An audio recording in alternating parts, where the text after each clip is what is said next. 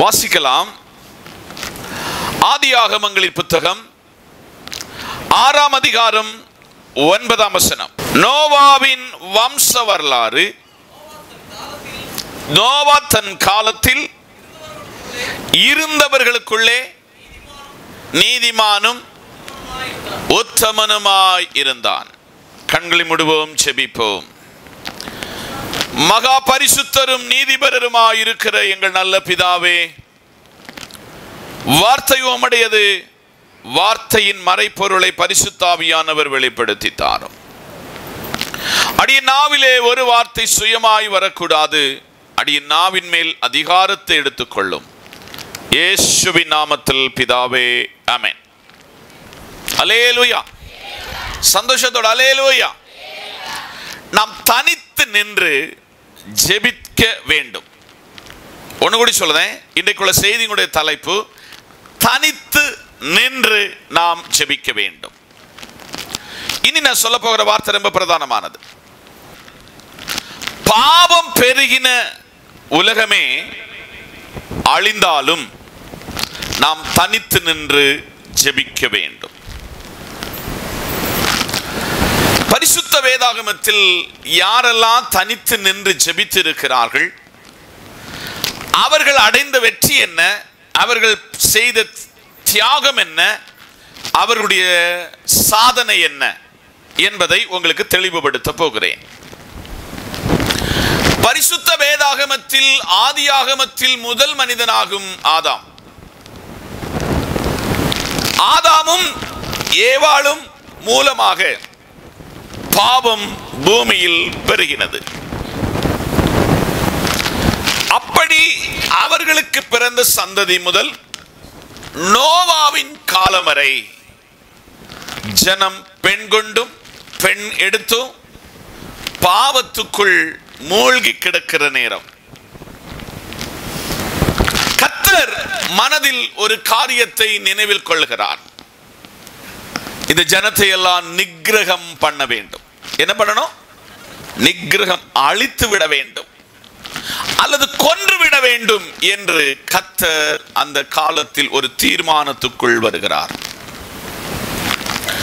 அப்படி பாவத்தில் தேவனுக்கு பிரியமற்றவர்களாய் இருந்த ஒரு கூட்டத்தில் ஒருவனை கண்டார்.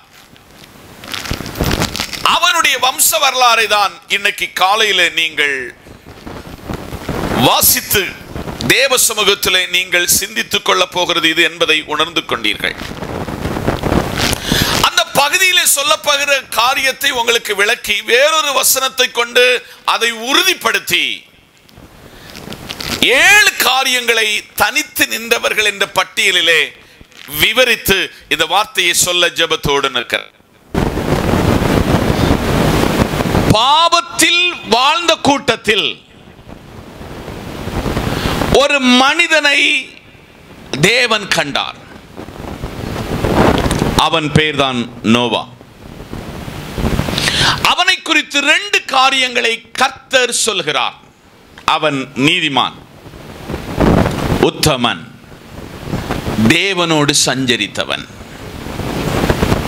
கொஞ்சம் கூட கவனிக்கணும்.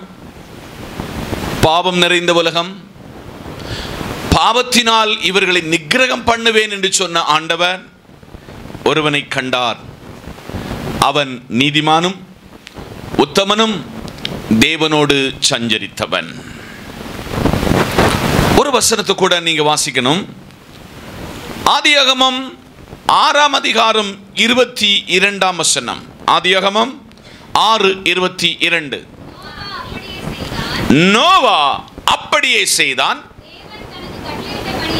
தேவன் தனக்கு கட்டளையிட்டபடியெல்லாம் அவன் செய்து முடித்தான். அல்லேலூயா.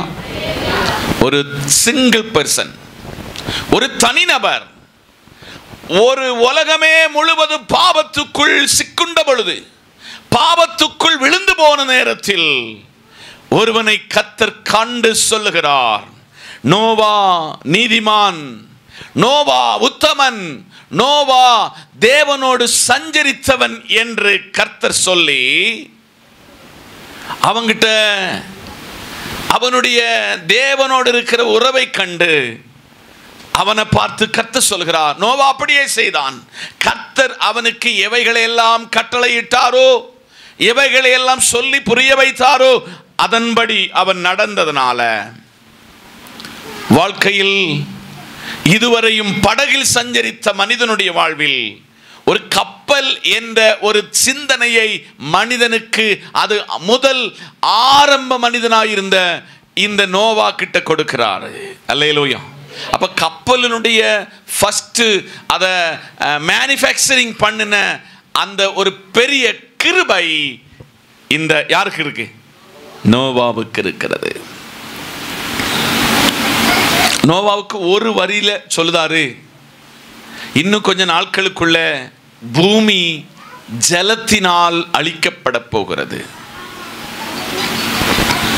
பூமி ஜலத்தினால் அழிக்கப்பட போகிறது.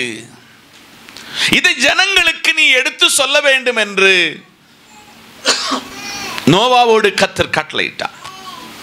நோவா பேழையை உருவாக்குவதற்கு முன்பதாக ஜனங்களோடு ஒவ்வொருவரோடு போய் சொல்லி பூமியை ஆண்டவர் நிக்கிரகம் பண்ண போகிறார், அழிக்க போகிறார்.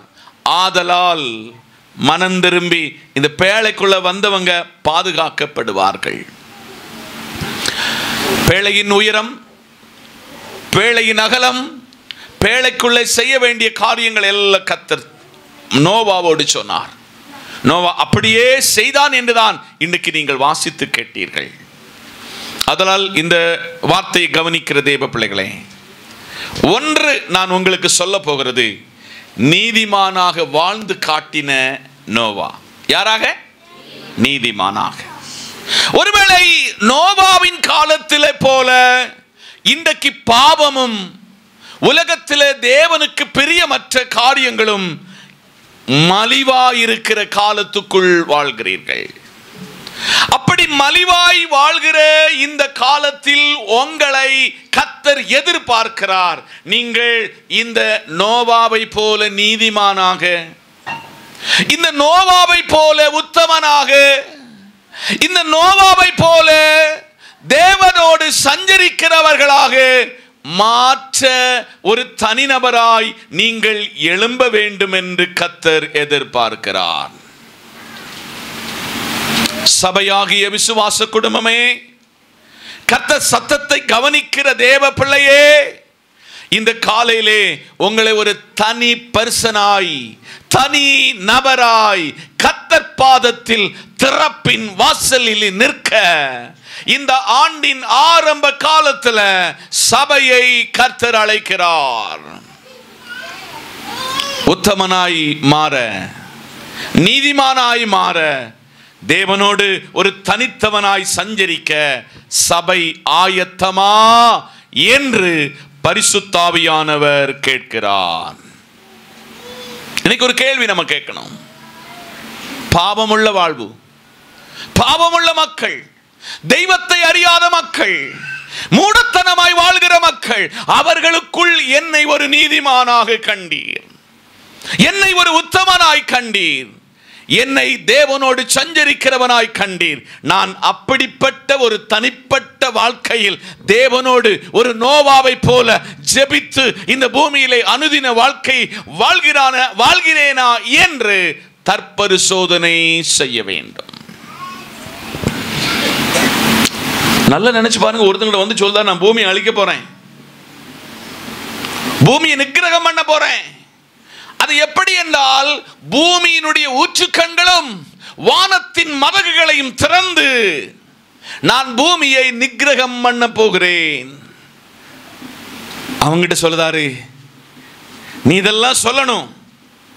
யாரு இந்த உத்தமனாய் நீதிமானாய் என்னோடு சஞ்சரிக்கிறாங்களோ அவங்கள பேழைக்குள்ள பிரவேசிக்க வைக்க நீ ஒரு வரி உள்ள பிரசங்கத்தை ஜனத்தோடு பேசு. கொப்பேர் மதத்தை சுமந்தவர்கள், சித்த வேலை செய்தவங்க, ஆசாரி வேலை செய்தவங்க, அத எப்படியெல்லாம் அவர் சொன்னாரோ அப்படியெல்லாம் செய்தவங்க ஒரு நபர் கூட அந்த பேழைக்குள் பிரவேசிக்கவில்லை என்பது வேத சரித்திரம். ஆனால் உத்தமனாய் நீதிமானாய் தேவனோடு சஞ்சரித்த நோவா, தன் மனைவி சேம், காம், யாபேத், அவருடைய 3 மருமக்கள் ஆக 8 பேர் ஒருவனுடைய தனித்த ஜெபத்தினாலே, தனித்து தேவனோடு போராடினதினாலே அவர்கள் கர்த்தருடைய சமூகத்தில் பேழைக்குள் பிரவேசித்தார்கள். மற்றவர்கள் ஒரு மனிதன் கூட இந்த பூமியில் இல்லாமல் நிக்கிரகம் பண்ணப்பட்டார்கள். புதிய ஏற்பாட்டில் கர்த்தர் உங்களை ஒரு பேழையாகிய சபைக்குள்ளே கொண்டு வந்திருக்கிறார். ஒருவேளை உங்க வீட்டில் நீங்க மட்டும் ரட்சிக்கப்பட்டிருக்கலாம், நீங்க மட்டும் கர்த்தரை ருசித்திருக்கலாம், நீங்க மட்டும் இந்த கர்த்தரோடு சஞ்சரித்துக் கொண்டிருக்கலாம், நீங்கள் ஒரு தனிநபராய் போராடி கொண்டிருக்கலாம். உங்க போராட்டத்தில் உங்கள் கணவனை, உங்கள் மனைவியை, உங்க பிள்ளைகளை, உங்க மருமக்களை, உங்க பேர பிள்ளைகளை இந்த பேழைக்குள்ள கொண்டு வராட்ட நீங்கள் துக்கப்படுவீர்கள், வேதனைப்படுவீர்கள், அழுவீர்கள்.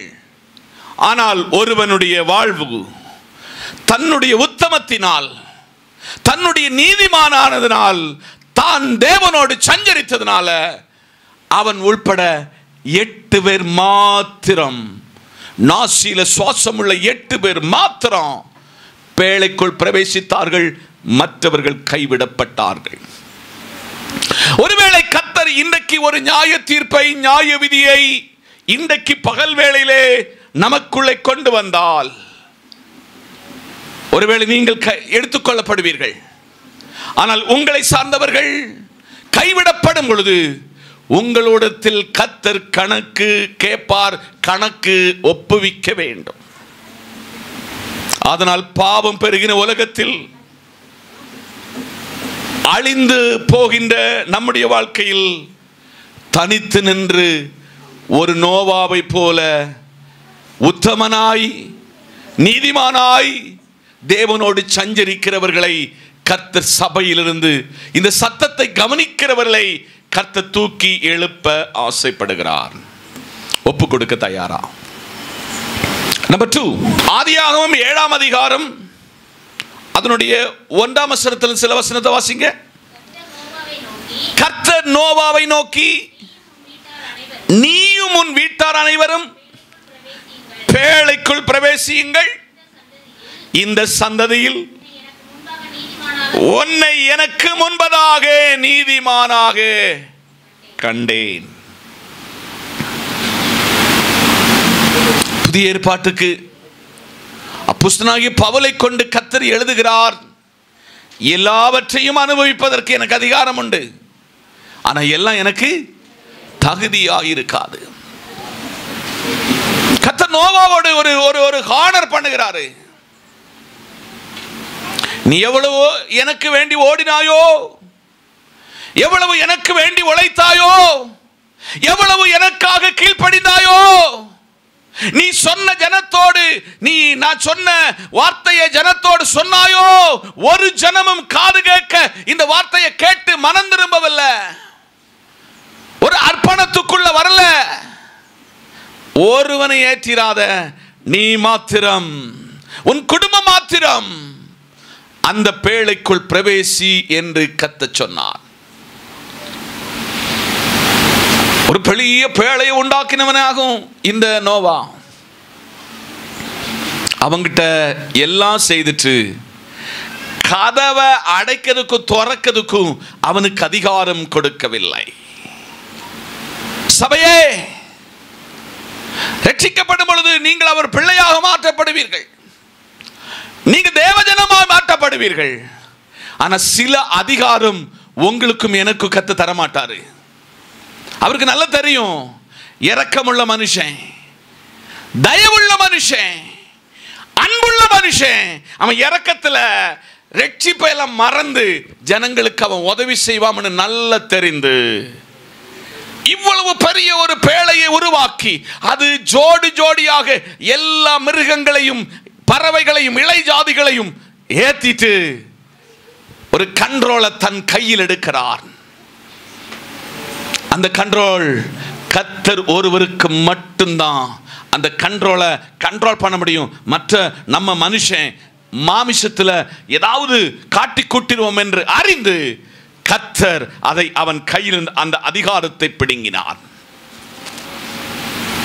எத்தனை பேரு இந்த தண்ணி பொங்க பொங்க பொங்க பொங்க உயர உயர உயர உயர எத்தனை பேர் ரெக்கமெண்டேஷன்ல வந்திருப்பாங்க தெரியுமா? நோவாவே, இந்த கொப்பேர் மரம் நீ சொன்ன உடனே இந்த கொப்பேர் மரத்தை எங்க இருக்கிறது, அது எவ்வளவு தரமானது என்பதை நான் தான் உனக்கு சொல்லி தந்தேன். பிளீஸ் இந்த கதவை திறந்தா நான் இப்பமாவது இந்த பேழைக்குள்ளே நான் பிரவேசித்து விடலாம் என்று கதறி இருப்பார்கள். அவனுக்கு ஒரு மனசாட்சி, ஐயோ அந்த வெயிலையும் அந்த கொடூரமான நேரத்திலையும் எனக்கிட்ட கத்த சொன்னாரு, நான் தேடி பிடித்து என் கூட வந்தான்னு சொல்லி அவனை கைப்பிடிச்சு இழுத்திருக்கலாம் என்று நினைத்திருக்க கூடும். அந்த அதிகாரத்தை கர்த்தர் அவனுக்கு கொடுக்கவில்லை. இந்த சத்தத்தை கவனிக்கிற தேவஜனமே, விசுவாச குடும்பமே, அவனுடைய குடும்பம் பிரவேசித்தது. 7:2 பூமியின் மீதெங்கும் வித்தை உயிரோடு காக்கும் பொருட்டு சுத்தமான சகல மிருகங்களினாலும் ஆணும் பெண்ணுமாக எவ்வேளு ஜோடியையும் சுத்தமல்லாத மிருகங்களில் ஆணும் பெண்ணும் ஒவ்வொரு ஜோடும். அல்லேலூயா. இன்னைக்கு காலையில் கர்த்தர் சொல்றாரு, மகனே மகளே, இந்த பிரசங்கம் ஏன் உங்களுக்கு நேராக வருகிறதுனா நீங்கள் பேழைக்குள் பிரவேசிக்க வேண்டும். பேழைக்கு பிரவேசிக்கணும் கொஞ்சம் கடினம். நீ தனித்து நின்றாகவே வேண்டும். நீ தனித்து போராடி ஆக வேண்டும்.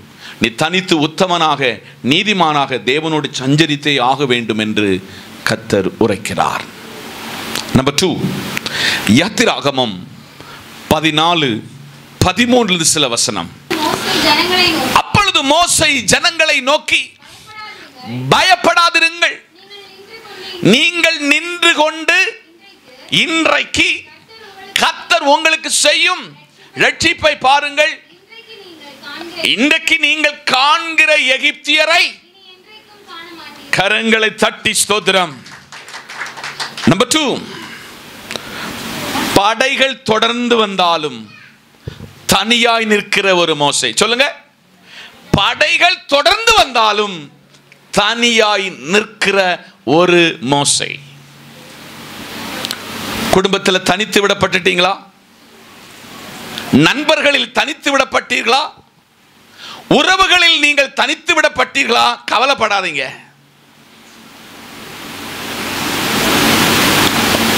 அம்மா இவனை வளர்த்துனதற்கு சம்பளம், பால் கொடுத்ததற்கு சம்பளம், வளர்த்துனதற்கு சம்பளம். இப்ப 40 வருஷம் ருசியான ஆகாரம், அழகான ஆகாரம், ராஜதந்திரங்கள். ஆனால் அங்கிருந்து ஒரு தனி மனிதனாய் வெளிவருகிறான். ஆடமாக சொல்லி அவனுக்கு ஹெல்ப்பர் யாரும் கிடையாது. அங்கும் ஒரு தனித்தவன். இப்ப கர்த்தர் இவனை எரிகிற பச்சை மரத்திலிருந்து சொல்கிறார், மோசையே மோசையே, நீ நிற்கிற இடம் பரிசுத்தமான இடம். உன் கை காலில் கிடக்கிற செருப்பை விட்டுட்டு ஏண்டவா,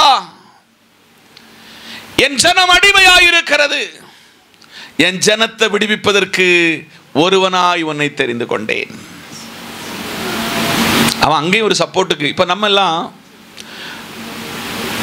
இப்போ நாளை ஸ்கூலில் படிக்க சொல்லாதான் ஞாபகம் வருது. என்ன சில நேரத்தில் ஆசிரியர்கள் ஒரு வேலைக்கு விடுவாங்க. உடனே ஃப்ரெண்டில் ஒருத்தனை கை காட்டுவேன். ஒரு நாள் என்னுடைய வாத்தியார் இப்போ ஒரு ஜீவனோடு இருக்கிறாரு. நான் இப்படி தட்டி அவனை எழுப்பி வெளியில் வாசல் வர போயிட்டேன். கூப்பிட்டாரு, யாருக்கிட்ட வேலையாக சொன்னேன்? உனக்கு இந்த அதிகாரத்தை, அவனை கூப்பிடுவதற்கு அதிகாரத்தை யார் தந்தா? அன்னைக்கு நான் உணர்த்தப்பட்டேன். இப்படி சில காரியங்கள் எல்லாம் நான் உணர்த்தப்பட்டதனால படிப்படியாய் கர்த்தர் என்னை உயர்த்தினார். அவன் சொல்லுதான், நான் விற்கவாயேன், நான் மந்த ஊதுடுவேன், வேண்டாம் எனக்கு இந்த பொறுப்பு. ஆனால் கர்த்தர் சொன்னாரு, நான் உன்னை தனித்தவனாய் கண்டேன். உன்னை உன் அம்மா 3 மாசம் பாதுகாத்து வச்சத என் கண்கள் கண்டது. நீ நாணல் செடிக்குள்ள இருக்கிறத என் கண்கள் கண்டது. பல நேரத்தில் இந்த பார்வோன் உன்னை கொல்வதற்கு இந்த சந்ததியை ஆண்களை இல்லாமலாக்க வேண்டும் என்று நினைத்த ஸ்தானத்தில் உன்னை அரண்மனையில கொல்வதற்கு முயற்சித்த பொழுது உன்னை பாதுகாத்தேன்.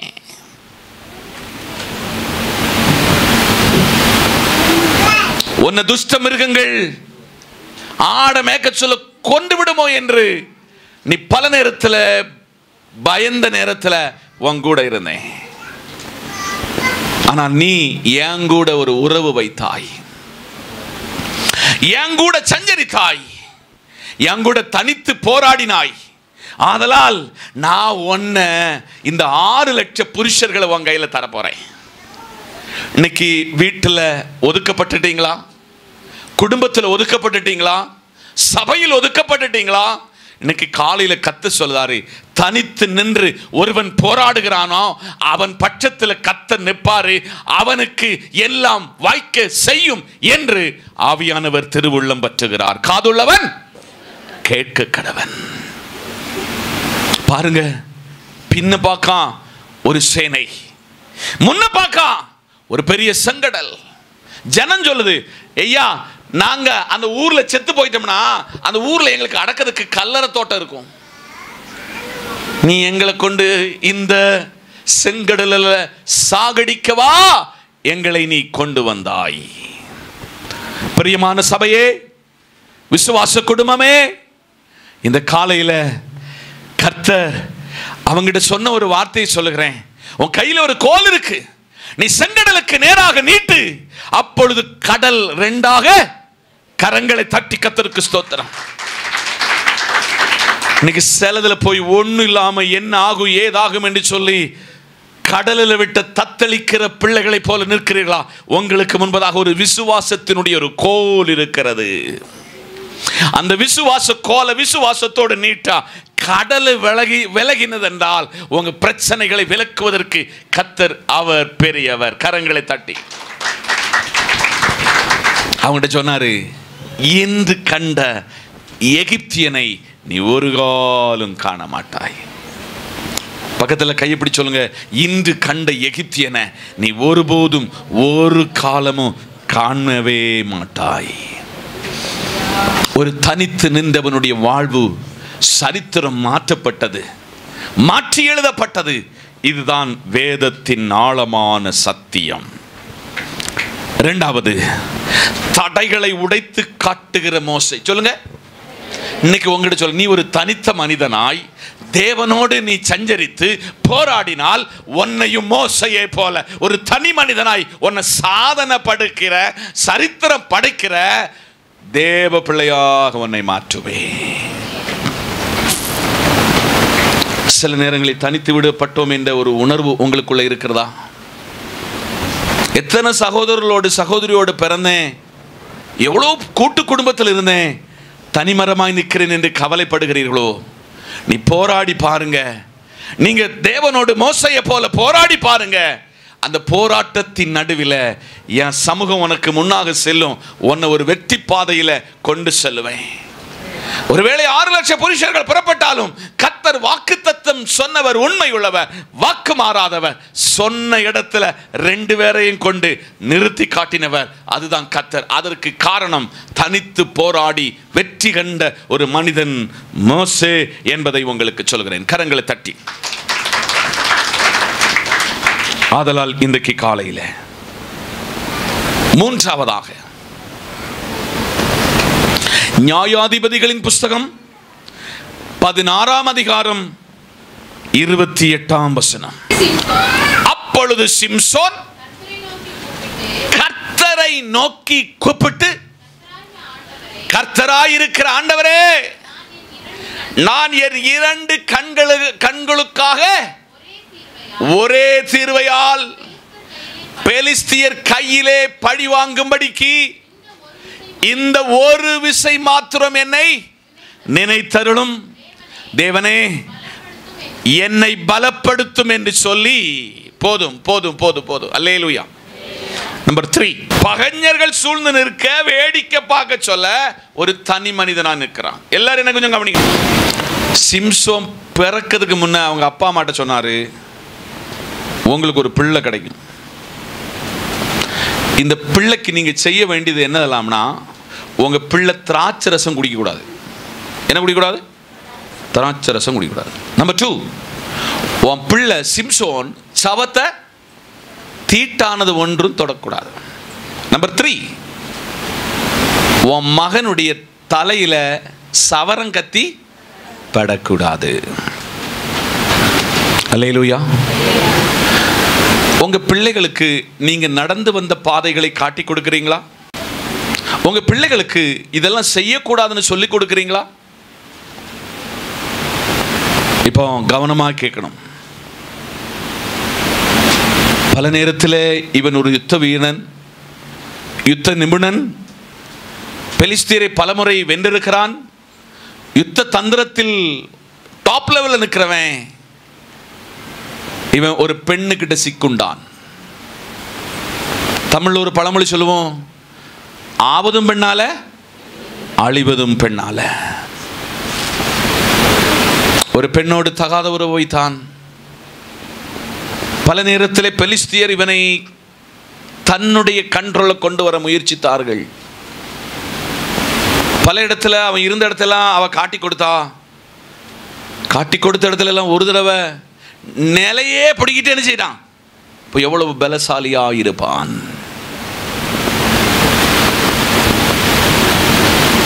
கடைசி அவ ஒரு செக் வைக்கிறா, ஒரு டிமாண்ட் வைக்கிறா. உன் பலத்தை என்கிட்ட சொல்லாட்ட, ரகசியத்தை சொல்லாட்ட, இனி நமக்குள்ள என்னதில்லை, உறவில்லை.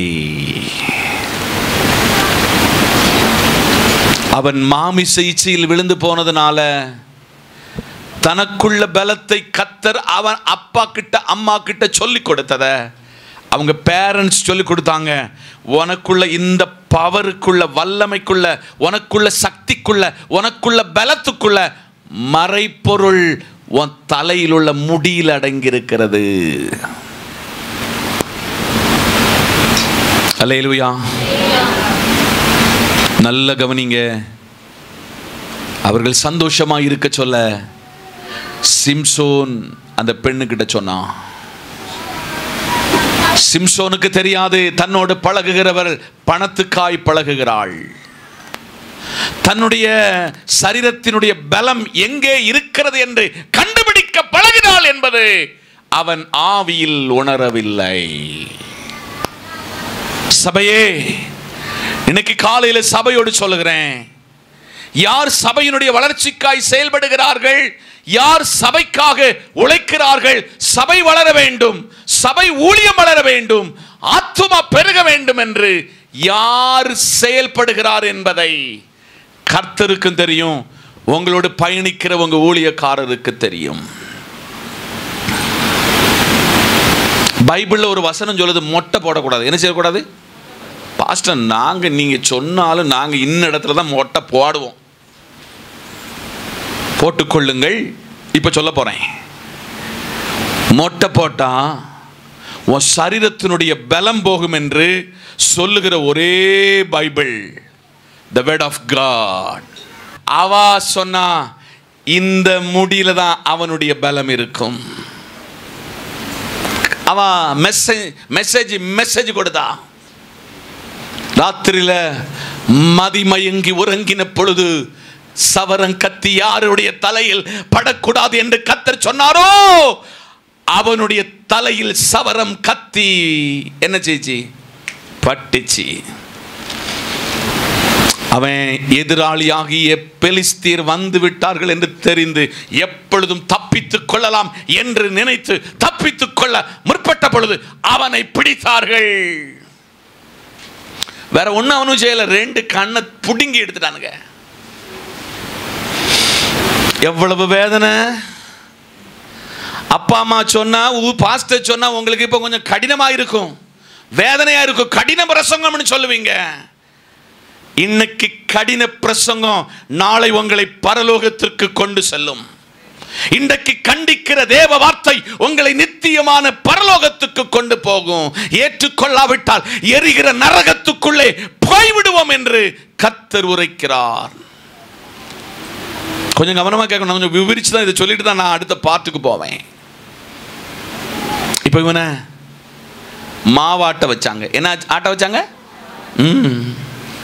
என் அப்பன், என் தகப்பன் அவனை கண்டு அவன் ஒரு யுத்த வீரனாய் எவ்வளவு திறன்சாலியாக கர்த்தர் அவனை பயன்படுத்தினார். கண்கள் குருடாக்கப்பட்டவனாக எல்லாரும் காண்க அவன் என்ன செய்தான்? மாவரைச்சான். உங்களை கொண்டு வச்சு அழகு பார்க்கிற தேவாலயத்தில், தேவாலயத்தோடும் சபையோடும் தேவனுடைய ஊழியக்காரனோடும் போராடுவது என்பது ரொம்ப கவனம், ஜாக்கிரதை. சம்பவித்தது என்ன தெரியுமா? அவன் மாவாட்டி எவ்வளவு கிண்டல் பண்ணாங்க தெரியுமா? ஆனால் அவன் அடுத்த நேரத்தில் ஆண்டவரோடு ஒரு தனித்தவனாய் நின்று சொல்லுகிறான், கர்த்தாவே, எங்க அம்மா அப்பா என்னை ஒரு கனவோடு வளர்த்தினார்கள், என்னை ஒரு எதிர்பார்ப்போடு வளர்த்தினார்கள். என் தலையில சவரங் கத்திரி படக்கூடாது, திராட்சரசத்தையும் மதுபானத்தையும் குடிக்க கூடாது என்று சொன்ன இடத்துல அவங்க சொன்ன வார்த்தையும் நீங்க சொன்ன வார்த்தையும் மீறினேன் ஆண்டவரே.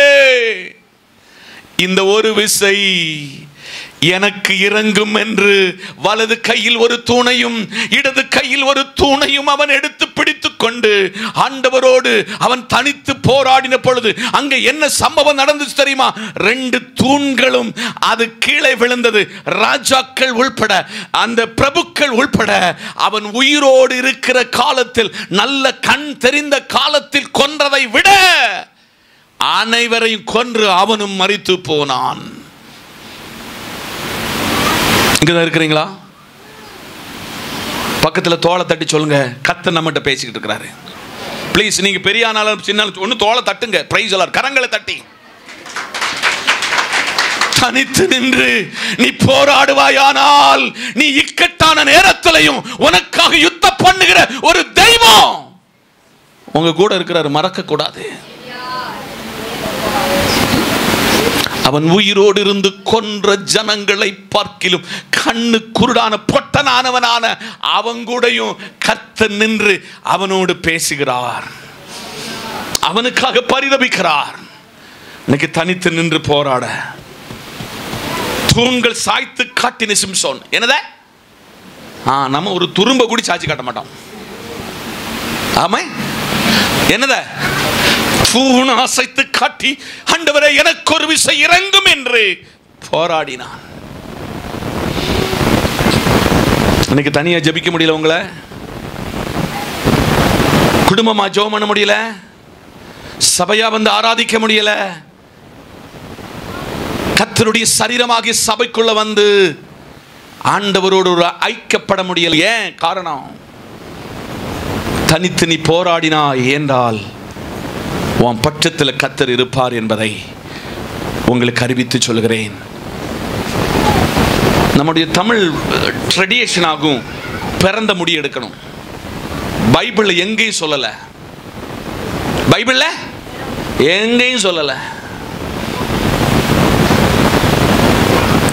இந்த காலையிலே உலகத்தின் அற்பமான உலகத்தானுடைய பேச்சை கேட்கிற உங்களுக்கு, உங்களை மீட்டெடுத்து உங்களை பரிசுத்த ஜாதியாக ஆசாரிய ராஜரீக கூட்டமாய் மாற்றுவேன் என்று சொன்ன இந்த சத்தியத்துக்கு கீழ்ப்படியலையே என்று கர்த்தர் பரிதபிக்கிறார். அதனால நேருவதெல்லாம் கொள்ளலாம். அப்படி நேர்ந்தீங்கன்னா கையை நேருங்க, காலை நேருங்க, கண்ணை நேருங்க, இந்த செவியை நேருங்க. வெட்டிட்டு ஊர்ல சொல்லுவாங்க, ஒரு செவிட்ட வராம செவிடு இல்லாம செவி இல்லாம வராமல அப்படி சொல்லுவாங்க, கை இல்லாம வரவன்னு சொல்லுவாங்க. இதுக்கு மேல நான் ஒன்றும் சொல்ல ஆசைப்படலை. அன்புக்குரிய தெய்வ பிள்ளைகளே, ஒருவனுடைய ரகசியத்தின் பலம் எங்க இருந்துச்சு? இதுதான் என் சத்தியம். இப்படி வளர்ந்துருங்க, தேவன் உங்களை பெரியவனாக மாற்றுவார். தனித்து போராடி பாருங்க. கணவனை உங்க கண்ட்ரோல் எடுக்கலாம், மனைவியை கண்ட்ரோல் எடுக்கலாம், பிள்ளைகளை கண்ட்ரோல் எடுக்கலாம், பெற்றோரை கண்ட்ரோல் எடுக்கலாம், உங்களை சார்ந்தவர்களை கண்ட்ரோல் எடுக்கலாம். கண்ட்ரோல் எடுக்கணும்னா வேதம் சொல்கிறது, நீ தனித்து ஒரு சிம்சோனை போல போராட வேண்டும். 4வது 1 சாமுவேல் 17ஆம் அதிகாரம் 45ஆம் வசனம். அதற்கு தாவீது பெலிஸ்தியனை நோக்கி, நீ பட்டயத்தோடும் ஈட்டியோடும் கேடகத்தோடும் என்னிடத்தில் வருகிறாய், நானோ நீ நிந்தித்த இஸ்ரவேலின் ராணுவங்களின் தேவனாகிய சேனைகளினுடைய கர்த்தருடைய நாமத்தினாலே உன்னிடத்தில் வருகிறேன். நம்பர் 4, சேனைகளை பயந்து ஒதுங்கி நிற்கல, தனித்து நின்றான் தாவீது. சொல்லுங்க அல்லேலூயா. இங்கதான் இருக்கிறீங்களா? சேனைகளை பயந்து ஒதுங்கல, அவன் ஒற்றைக்கு சிங்கிள் பர்சனாய் நிற்கிறான். எல்லாரும் என்ன கவனிக்கணும், சவுல் என்கிற ராஜா இஸ்ரவேல் ராஜ்யத்தை தன் கட்டுக்குள்ளே கொண்டு வருவதற்கு இஸ்ரவேலுக்கு ஒரு இராணுவத்தை ஏற்படுத்தி, அவங்களுக்கு ட்ரைனிங் கொடுத்து, அவங்களுக்கு சாப்பாடு கொடுத்து, யுத்தம் செய்வதற்கு ட்ரெயின் பண்ணி ஆயத்தப்படுத்தி நிற்கிறார். ஆப்போசிட்ல எந்த ராணுவம் சொல்லுங்க? பெலிஸ்தியருடைய ராணுவம். அதுல ஒரு மல்லனான கோலியாத்து நின்று சொல்லுகிறான், என்கிட்ட பட்டயம் இருக்கு, என்கிட்ட ஈட்டி இருக்கு, என்கிட்ட வாள் இருக்கு, தனித்தனியா எவன் ஒருவன் என்கிட்ட வந்து போராடுகிறானோ அவனை ஒண்ணுமில்லாமல் ஆக்கி விடுவேன். போற வழியில விளையாட்டு போக்கல, நம்ம விளையாட்டு போக்கல சில இடத்துல கிடைக்கிற நல்ல நல்ல பளிங்கான கல்லை எடுத்துட்டு வருவோம், சில பூச்செடியை அங்கிருந்து எடுத்துட்டு வருவோம். ஆனா இவன் 5 கூழாங்கற்களை எடுத்து போனான். அவன் சொல்லுகிறான், கூழாங்கல் எல்லாம் ஒரு சைடு, நீ நிந்திக்கிற, அல்லேலூயா அல்லேலூயா, நானோ நீ நிந்திக்கிற இஸ்ரவேலுடைய இராணுவத்தின் தேவனாகிய சேனைகளின் கர்த்தருடைய நாமத்தில் நான் வருகிறேன். அல்லேலூயா. யார்கிட்ட வருகிறேன்? யாரோட வருகிறேன்? சேனைகளின் கர்த்தருடைய நாமத்தில் வருகிறேன். எனக்கா நீங்க சிந்திச்சு பார்த்தீங்களா, ஏன் அவன் நெத்தியில மட்டும் இந்த கூழாங்கல் விழுந்தது? மற்ற இடெல்லாம் ப்ரொடெக்ட் பண்ணப்பட்டது. மார்க்கவசம் அவன் தரித்திருக்கிறான், அவங்கிட்ட ஒரு கேடகம் இருக்கிறது, அவங்கிட்ட ஒரு வாளு இவனை மேற்கொள்ளுகிறது என்பது சாத்தியமே இல்லாதது. ஆனால் உன் பக்கத்தில் 1000 பேரும் உன் வலது பக்கத்தில் 10000 பேரும் விழுந்தாலும் உன்னை சேதப்படுத்தாது. ஒரு ஆடை மேய்ச்சிக்கிட்டு இருந்தவன தேவனாகிய கர்த்தர் அழக பார்த்து ஒரு ராஜஸ்தானத்துக்குள்ள கொண்டு வரணும்னா அவங்கிட்ட ஒரு தனித்து போராடுகிற போராட்டம் கர்த்தரோடு இருந்தது. ஒரு ஆழமான சத்தியத்தை பரிசுத்த ஆவியானவர் பேசுகிறார். அவனுக்கு தெரியாது தன் கூட கர்த்தர் இருக்கிறார்.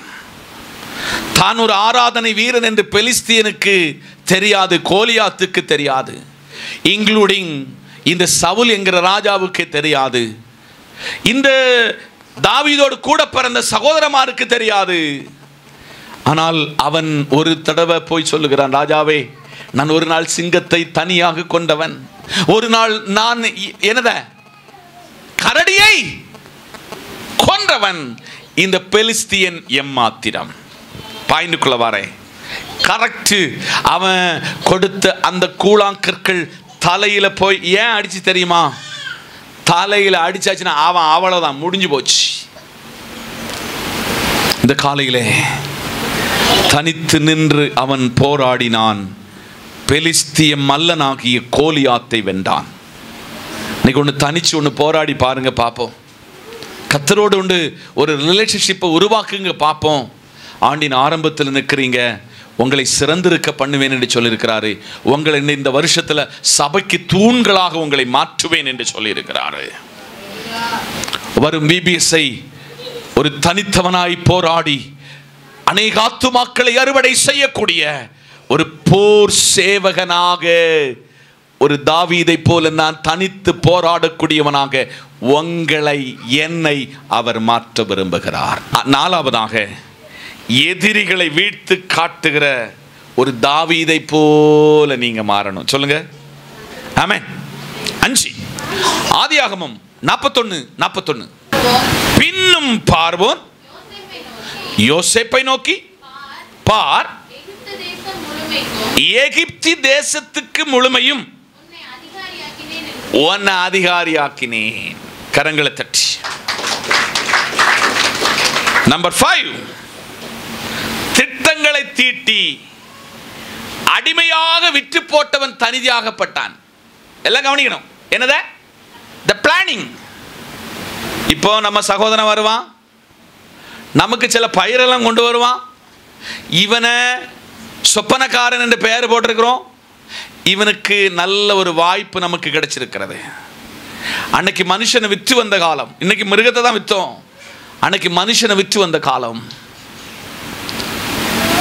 ஒரு எகிப்தியனுக்கிட்ட 20 காசுக்கு விற்று போட்டவன் இந்த யோசேப்பு. எத்தனை காசுக்கு? நீங்களும் பல இடத்துல விற்கப்படுவீங்க. ஓட்டுக்கு நாம் விற்கப்படுவோம். என்னதுக்கு? ஓட்டுக்கு விற்கப்படுவோம். சில சாட்சிக்கு விற்றுக் கொள்ளப்படுவோம். சில சப்போர்ட்டுக்கு விற்கப்படுவோம். எங்கே விற்கப்பட்டாங்க? ஒருவன் விற்று போடப்பட்டான். அவனுடைய தரிசனம், எத்தனை கதிர்கள் அவனை வணங்கும்? சொல்லுங்க. இந்த கதிர்கள் எல்லாம் என்னை வணங்கும், என்னை வணங்கும். சொப்பனக்காரன் வந்துட்டான். 20 காசு. எத்தனை காசு? 20 காசுக்கு தூக்கி கொடுத்துட்டாங்க. நீ எங்கேயும் உண்மையா பொன்னா விளங்குனீங்கன்னா எல்லா இடத்துல நீங்க பொன்னாவே விளங்குவீங்க. ஆமென். இந்த காலையில ஒருவன் விற்று போட்டான். இப்ப போத்திப்பருடைய வீட்டில் இருக்கிறான். அங்கே யாருதான்? தனித்தவன் தான். அங்கேயும் ஒருவள் தனித்தவனை தன் கண்ட்ரோல்ல வைக்கிறதுக்கு துணியை பிடுங்கினா, துணியை விட்டுட்டு ஓடிட்டான். கடைசி சிறை. அங்கவும் அவன் ஒரு இஸ்ரவேலனாய் தனித்து நின்றான். ஆமென் சொல்லுங்க. அல்லேலூயா. இப்போ ஒரு காலம் வந்தது. அந்த காலம் வந்த பொழுது, அல்லேலூயா, ராஜா ஒரு சொப்பனம் பார்க்கிறாரு. இந்த சொப்பனத்தை வியாக்கியானம் பண்ண ஒருவனாலும் முடியல. ஒருவனுக்காக ஒரு உதவி செய்தத ஆரம்பத்தில் மறந்தாலும் கடைசி சூழ்நிலையில அவன் சொல்லுகிறான், ராஜாவே, நம்ம சிறைச்சாலையில் ஒருத்தர் இருக்கிறான். இந்த சொப்பனத்தினுடைய வியாக்கியானத்தின் நிபுணன் அவன்தான் என்று ராஜாவுக்கு அறிவிக்கப்பட்டது. சிறையிலிருந்து விடுவிக்கப்பட்டான். அரண்மனையிலே கொண்டு சேர்க்கப்பட்டான்.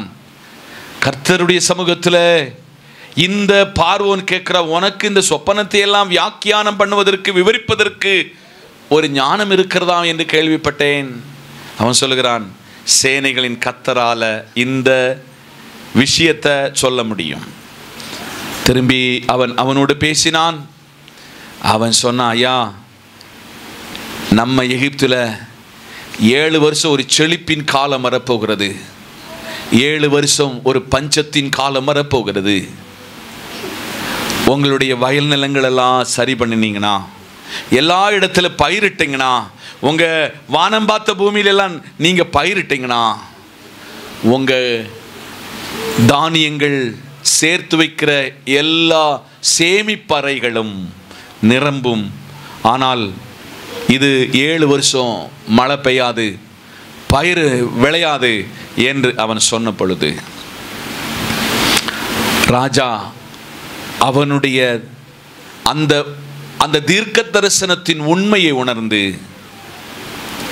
ஒரு ராஜ்யத்தின் 2 ரதங்களில் ஒரு ரதத்தை இந்த தனித்து போராடின மோசே கையில கொடுத்து, பின்னும் பார்வோன் மோசையை நோக்கி, பார்வோன் எகிப்து தேசம் முழுவதும் உன்னை அதிகாரி ஆக்கினேன் என்று கர்த்தர் சொன்னார். கரங்களை தட்டி.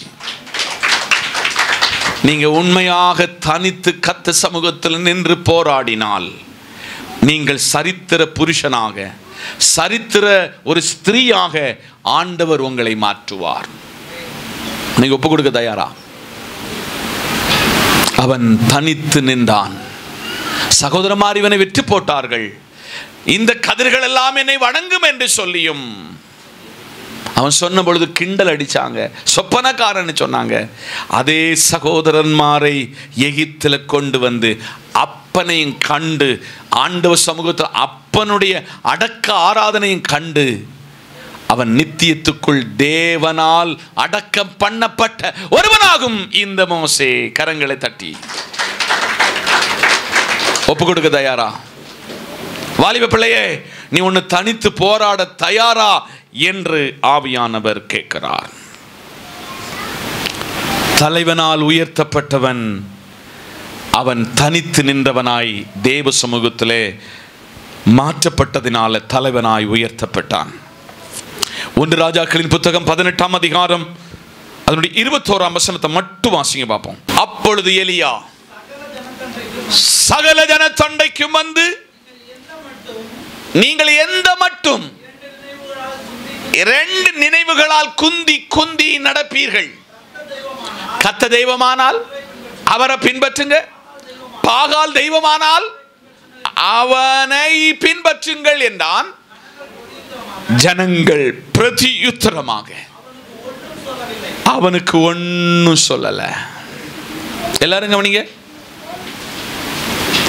பாகாலுடைய மந்திரவாதிகள் 450. எத்தனை பேரு? ஆப்போசிட் சைடுல ஒரு சிங்கிள் பர்சன். யாரு? எலியா. அவர் முன்வைக்கிற ஒரு காரியம், நீங்க எத்தனை நாள் குந்தி குந்தி நடப்பீங்க? என்னைக்கு நீங்க கையை பார்த்து கொண்டு நடப்பீங்க? என்னைக்கு மந்திரவாதியை தேடிக்கொண்டு போவீங்க? எவ்வளவு நாள்? எத்தனை நாள்? எவ்வளவு நாள் நீங்கள் ஜாதகம் எழுதி கொண்டே போவீர்கள்? இந்த குந்தி குந்தி நடக்கிறது ஆபத்து. ஆனால் நீங்கள் கர்த்தர் தெய்வமானால் அவரை பின்பற்றுங்க, பாகால் தெய்வமானால் பின்பற்றுங்க. பாகால் தெய்வம் போய்க்கோங்க, நோ, டோன்ட் வரி. ஆனால் கர்த்தர் தெய்வம் என்று சொன்ன ஜனம் பாக்கியம் உள்ளது. இப்போ ஒரு காம்படிஷன். இப்போ என்னது? ஒரு காம்படிஷன். நீயா நானா? நீயா நானா? ஒரு சைடுல பாகாலின் தெய்வத்தை ஆராதிக்கிறவர்கள் ஒரு பலிபீடம், மறு சைடுல கர்த்தரை ஆராதிக்கிற ஒருவனுடைய பலிபீடம். இந்த எலியா கேட்கிறாரு, யூ டெஸ்ட். நீங்க உங்க தெய்வத்துக்கிட்ட சொல்லுங்க, உங்க தெய்வத்தை கூப்பிடுங்க. இடையில ஒரு கிண்டல் அடிச்சாரு. அவரு விருந்தா வெளியில போயிருப்பாரு, வேறு காரியமா போயிருப்பாரு. ஆனால் எலியா ஒரு பலிபீடத்தை கட்டினான். இந்த சத்தத்தை கவனிக்கிற தேவ சபையே, விசுவாச குடும்பமே, தேவ ஜனமே, இன்னைக்கு காலையில கவனமா கேளுங்க. நீங்கள் எலியாவை போல ஒரு பலிபீடத்தை கட்டினால் அந்த பலிபீடத்தில் கர்த்தர் பிரியப்படுவார். பழைய ஏற்பாட்டின் பலிபீடம் எப்படி கட்ட தெரியுமா?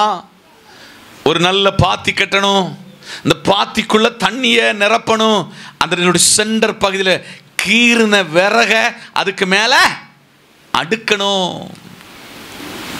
ஆமென். அடுக்கி எந்த பலி வஸ்து அதை அதுக்கு மேல வச்சு சேனைகளின் கர்த்தரை நோக்கி கூப்பிட்டால் என்ன பலிபீடத்தில் நடக்கும் தெரியுமா? இந்த தண்ணீரை அது உறிஞ்சு கொண்டு அக்கினியாக இது பரலோகத்திற்கு ஏற்றுக்கொள்ளப்படும். காலை முதல் மாலை வரை பாகாலை ஆராதிக்கிறவர்கள் செய்த அந்த ஆராதனையில் பிரியப்படாத தெய்வம், நான் ஆராதிக்கிற தேவனை ஆராதிக்கிற தனித்து நின்று போராடுகிற ஒரு எலியா போராடினான், வெற்றி பெற்றான். ஒருவனை கொண்டு 450 பேரை நிக்கிரகம் பண்ண அழிக்க கர்த்தர் உதவி செய்தார். இந்த சத்தத்தை கவனிக்கிற தேவ பிள்ளையே, நீ ஒரு தனித்து போராடக்கூடிய போர் வீரனாய், ஜெப வீரனாய் உன்னை நான் மாற்ற விரும்புகிறேன். நீ என் பக்கத்தில் திரும்பினா நான் உன்னை தனித்த மனிதனாக நின்றாலும் உன்னை 1000 கூட்டம் பாகாலுக்கு முன்பதாக தனித்து நிறுத்தி காட்டி அழகு பார்த்து வெட்டி சிறக்க பண்ணுவேன் என்று ஆவியானவர் திருவுள்ளம் பற்றுகிறார். கரங்களை தட்டி 7 தானியேல் 1ஆம் அதிகாரம் 1 முதல் சில வசனத்தை மட்டும் வாசிக்கும் பார்ப்போம். யூதாவின் ராஜாவாகிய யோயாக்கீம் அரசாண்ட 3ஆம் வருஷத்திலே பாபிலோனின் ராஜாவாகிய நேபுகாத்நேச்சார் எருசலேமுக்கு வந்தான், அதை முற்றுகை போட்டான். கீழே 2-3 வசனம் கூட. அப்பொழுது ஆண்டவர் யூதாவின் ராஜாவாகிய யோயாக்கீமையும் தேவனுடைய ஆலயத்தில் பாத்திரங்கள் சிலவற்றையும் அவன் கையில் ஒப்பு கொடுத்தான். அவன் அந்த பாத்திரங்களை சினையார் தேசத்தில் உள்ள தன் தேவனுடைய கொண்டு போய் பண்டக சாலையிலே வைத்தான். 3ஆம் வசனம். அப்பொழுது இஸ்ரவேல் புத்திரருக்குள்ளே ராஜகுலத்தாரிலும் துறை மக்களிலும் யாரொரு மாசும் இல்லாதவர்களும் அழகானவர்களும் சகல ஞானம் உள்ளவர்களும் அறிவில் தேர்ந்தவர்களும் கல்வியில் நிபுணர்களும் ராஜாவின் அரண்மனையிலே சில வாலிபர்களை கொண்டு வரவும். அடிமையாய் விற்று போடப்பட்டவன், அழகுள்ளவன், கல்வியில் நிபுணன், ராஜாவை சேவிக்கக்கூடியவன் ஒருவனை தேர்வு செய்தார்கள். அவன்தான் தானியேல். ஆமென் சொல்லுங்க. எவ்வளவுதான் அவனுக்கு ராஜ அந்தஸ்தும் அல்லது ஒரு கவர்னர் ஜெனரலாக மாற்றப்பட்டாலும் ராஜா ஒரு சட்டத்தை ஏற்றுகிறார். இந்த பொற்சிலையை வணங்குகிறவன் ஏற்றுக்கொள்ளப்படுவான், மற்றவர்கள் கைவிடப்படுவார்கள். ராஜா அந்த பத்திரத்தில் கை ஒப்பு வைத்தும் அறிந்தும் கிராதி வழியாய் கிழக்கு நோக்கி மும்முறை ஒரு தாவீதை போல அந்தி சந்தி மத்தியானம் மும்முறை ஒருவன் தனித்து போராடுகிறான். போராட்டத்தில் தானியேல் வெற்றி பெற்றான். தவறாமல் ஜெபித்து காட்டுகிற தினமே நீங்கள் ஒரு தானியேலை போல மாற வேண்டும். ஆமென் சொல்லுங்க. நீங்க யார மாதிரி மாறணும்? தானியேலை போல மாறணும். இந்த காலையிலே ஒரு தனித்தவனாய் கர்த்தருக்கு வேண்டி போராடக்கூடிய ஒரு போர் வீரனாய் உங்களை உருவாக்குவதற்கு கர்த்தர் இந்த வார்த்தை உங்க கையில கொண்டு வந்திருக்கிறாரு. இன்னைக்கு காலையில கர்த்தர் கேட்கிறாரு. இன்னைக்கு காலையில கர்த்தர் சபையில உங்களை தனிநபராக அழைக்கிறார். ஒரு சிங்கிள் பர்சனாக அழைக்கிறார். யாரை போல? ஒரு நோவாவை போல, ஒரு நோவாவை போல, ஒரு மோசையை போல, ஒரு நியாயாதிபதியாயிருந்த சிம்சோனை போல, அல்லேலூயா அல்லேலூயா, ஒரு தாவீதை போல, ஆமென் சொல்லுங்க, ஒரு யோசேப்பை போல, ஒரு மோசையை போல, அல்லேலூயா அல்லேலூயா, ஒரு ஏலியாவை போல, ஒரு தானியேலை போல, ஒரு தனிநபராய் உங்க லிஃப்ட் அப் பண்ண கர்த்தர் சமூகத்தில் கொண்டு வர ஆசைப்படுகிறார். எத்தனை பேர் எழும்புவீங்க? எத்தனை பேர் போராட தயார்? எத்தனை பேர் அப்படிப்பட்ட ஒரு உணர்வுக்குள்ள வருவீங்க? நீங்க வந்தீங்கன்னா நிச்சயம் இந்த 7 பேருடைய அழகை பார்த்த, சௌந்தரியத்தை பார்த்த, என்ஜாய் பண்ணின ஒரு கர்த்தர் உங்களிலும் மகிமைப்படுவார். உங்களை கொண்டு சிலதை செய்ய வைப்பாரு. உங்களை தேவன் சரித்திர புருஷனாக, வரலாற்று ஒரு பெண்மணியாக கர்த்தர் மாற்றுவார். வாலிப பிள்ளையே, உங்களையும் அவர் மாற்றுவார் என்று மனமார உங்களை வாழ்த்துகிறேன். இந்த சத்தியத்துக்கு எத்தனை பேர் ஒப்பு கொடுப்பீங்க? இந்த சத்தியத்துக்கு எத்தனை பேர் கீழ்ப்படிவீங்க? இந்த சத்தியத்துக்கு எத்தனை பேர் உங்களை தாழ்த்துவீங்க? அப்படி எல்லாரும் முழங்கால் படியிட்டு அவர் பாதத்தை நோக்கி நாம் கதறுவோமா? போராடி ஜெபித்திட ஜெபாவி வரம் தாருமே, தடையாவும் அகற்றிடுமே, தயை கேட்டும் பாதம் வந்தேன். சேர்ந்து சொல்லலாமா? போராடி ஜெபித்திட ஜெபாவி வரம் தாருமே, தடையாவும் அகற்றிடுமே, தயை கேட்டும் பாதம் வந்தேன். எந்தன் ஜெப வேளை உம்மை தேடி வந்தேன். தேவா பதில் தாருமே. எந்தன் கோட்டை எந்தன் தஞ்சம் நீரே, உம்மை நான் நாடி வந்தேன்.